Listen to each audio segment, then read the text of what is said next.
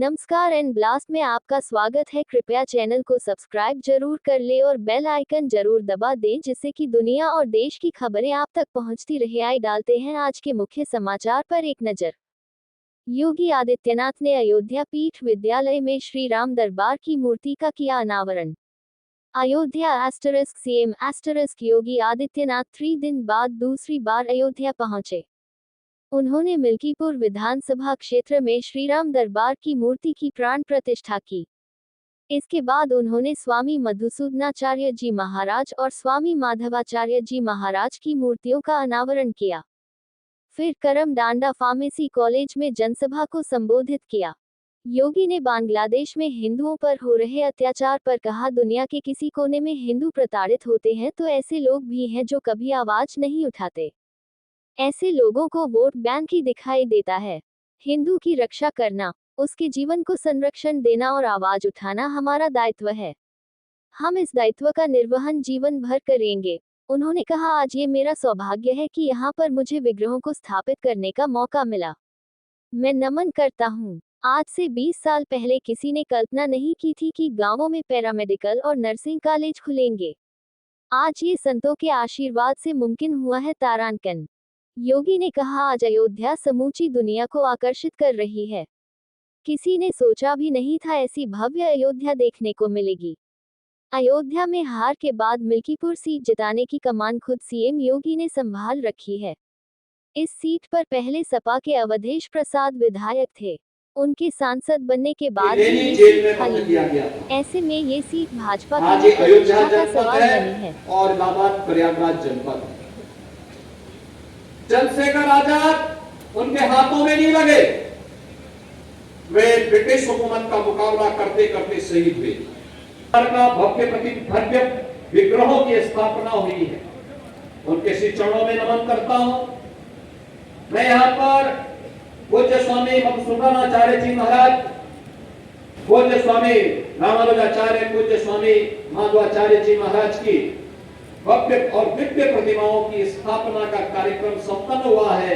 इन पूज्य संतों की श्री चरणों में मैं कोटि कोटि नमन करता हूं और इन सभी पूज्य संतों की साधना को मूर्त रूप देने वाले जगत गुरु रामानुजाचार्य पूज्य स्वामी श्रीधराचार्य जी महाराज का हृदय से अभिनंदन करते हुए उन्हें हृदय से साधुवाद देता हूं कि उन्होंने अपनी गुरु परंपरा को ये सम्मान दिलाया है।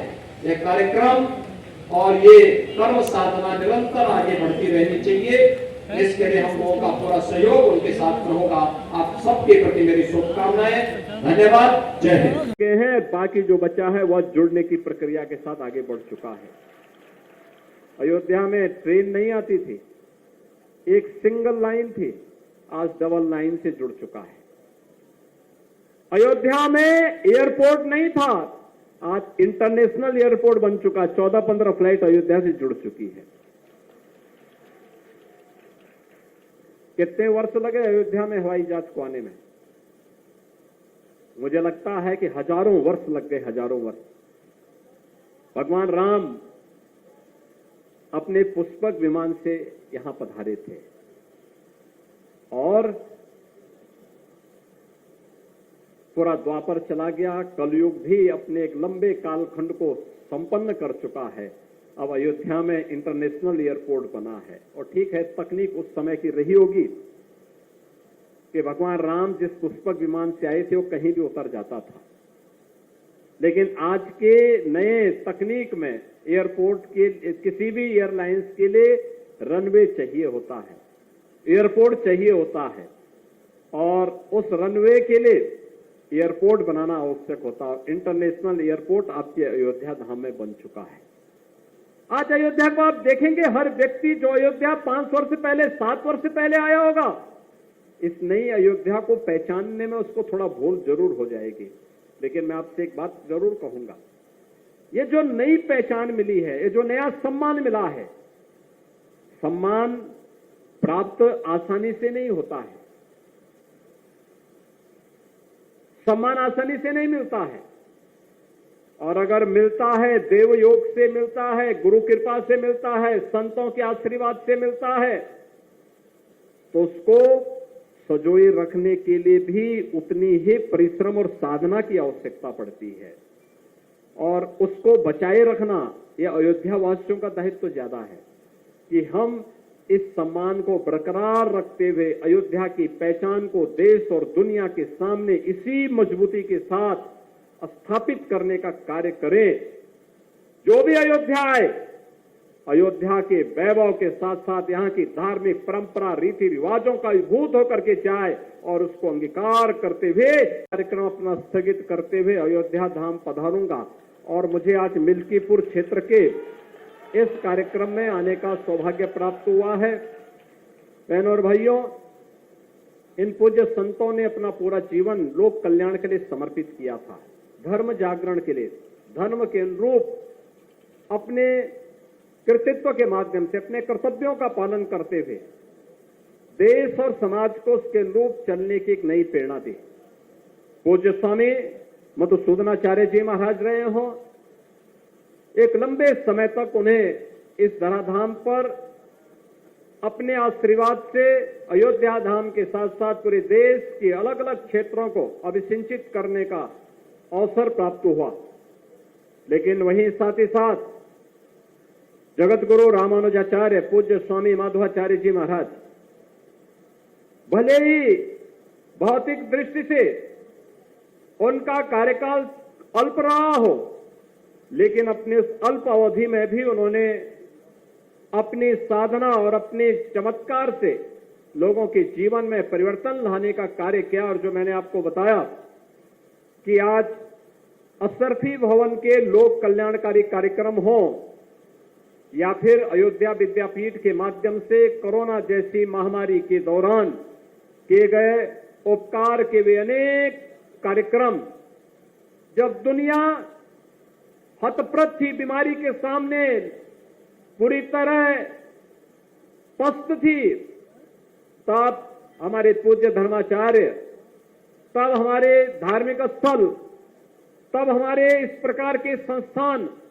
लोक कल्याण के अभियान के साथ जुड़े हुए थे और उस अभियान के साथ जुड़ करके, लोक कल्याण के साथ जुड़ करके उस महामारी को परास्त कर रहे थे। और उसी का परिणाम था कि प्रधानमंत्री मोदी जी के नेतृत्व में कोरोना पर विजय प्राप्त की गई और भारत की 140 करोड़ की आबादी को कोरोना जैसी महामारी से बचाने में मदद मिली। बहनों और भाइयों, आज अयोध्या की जब हम बात करते हैं तो अयोध्या में 500 वर्षों का इंतजार समाप्त हुआ।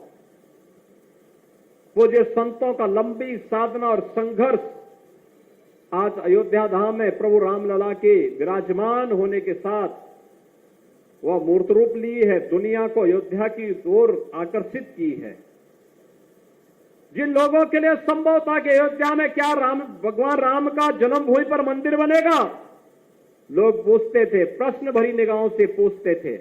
हम लोग तब भी कहते थे हाँ जरूर बनेगा, चिंता मत करिए, जरूर बनेगा, अवश्य सफलता मिलेगी।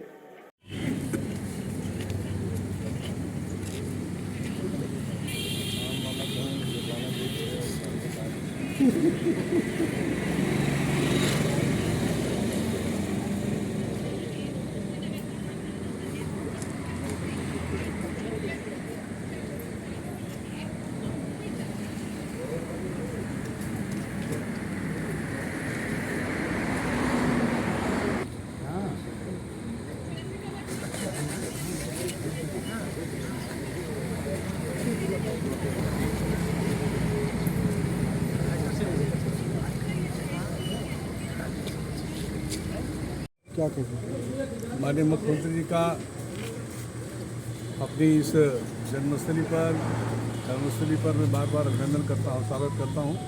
माननीय मुख्यमंत्री जी का अयोध्या जी से नाता बहुत पुराना है और आपने देखा होगा 2017 से लेकर अब तक शतक पार किया उन्होंने। अयोध्या के अनेकों विकास के कार्यों के उद्घाटनों, शिलान्यास के अवसर से लेकर के जितने भी बड़े धार्मिक और पर्व होते हैं उनमें सब में माननीय मुख्यमंत्री का आना होता है। और आज अयोध्या की धरती पर खासतौर से मिल्कीपुर में अयोध्या पीठ के इस भव्य कार्यक्रम में पधारने पर मैं उनका फिर से अभिनंदन करता हूँ, स्वागत करता हूँ। और जो संदेश उन्होंने दिया है उस संदेश को मिल्कीपुर की जनता जनार्दन के बीच ले जाऊँगा और हाल में अपनी उनकी जो सोच है उसको साकार करने के लिए काम करूँगा। मिल्कीपुर के उपचुनाव में 20 साल पहले 2004 में मैंने यहाँ पर चुनाव लड़ करके जीत दर्ज कराई थी। आज 20 साल बाद फिर उपचुनाव हो रहा है और इस उपचुनाव में भी मिल्कीपुर को जिता करके मिल्कीपुर की जनता जनार्दन का आशीर्वाद लेकर के हमारे मुख्यमंत्री जी को मजबूत करने का हम लोग करेंगे। प्रधानमंत्री जी का पूरे देशवासियों को अपने इस राष्ट्रीय ध्वज पर तो गर्व है। राष्ट्रीय ध्वज की सम्मान में हम सबको 13 से लेकर 15 अगस्त तक तिरंगा कार्यक्रम को अभियान के रूप में चलाना है और हर घर पर एक तिरंगा ध्वज फहराना है। इस अभियान को हम लोग शुरू किए हैं और यह अभियान पूरी तरह से अयोध्या की धरती से माननीय मोदी जी का, माननीय योगी जी का जो एक भाव है देश के क्रांतिकारियों का सम्मान करने का, देश के सपूतों का जिन्होंने देश की आज़ादी के लिए काम किया उनका सम्मान करने का, उससे जुड़ा हुआ कार्यक्रम में हम लोग इस राष्ट्रीय ध्वज की गरिमा और महिमा को बनाने के लिए, बढ़ाने के लिए, घर घर पहुंचाने के लिए काम कर रहे हैं।